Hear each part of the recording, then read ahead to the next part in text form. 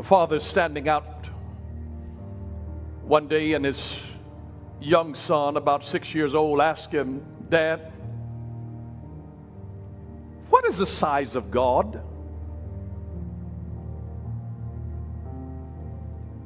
They're standing outside, and kids can ask some of the darndest questions.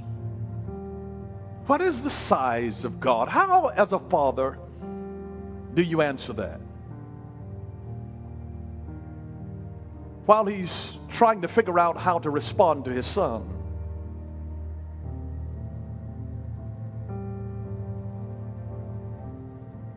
he's looking up, as we often do when we don't know what to say. And he sees an airplane.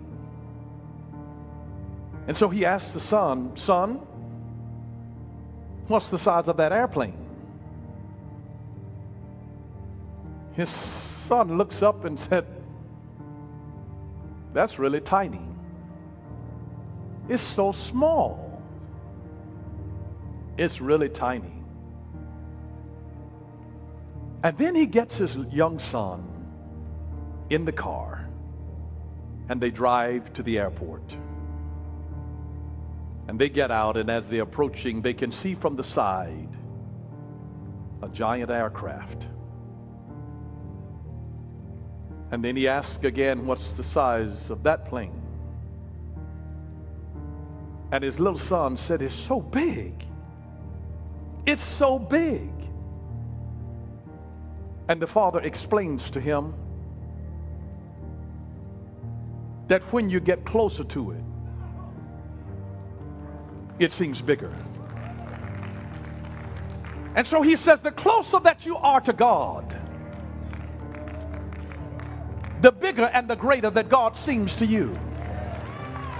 The farther that you are away from him, the smaller that he seems, and you begin to doubt what all he can do. And this is why the Bible says, draw near unto God, and he will draw near to you. And as you draw near to God, it begins to embolden you with a faith that with God all things are possible, because you see the greatness of God. If you're closer to God than you are towards your problem, then your problem begins to diminish and God looms over your problem. But when you're too close to the problem or to the person who is the problem, it obscures your perception of God. And the answer is to draw close. And sometimes we just need to get close to it so that we see that my God is enormous. He's the one that spat out the 7 seas. He's a huge God. And the closer that you are to him, the bigger that you realize that God is. He is enormous.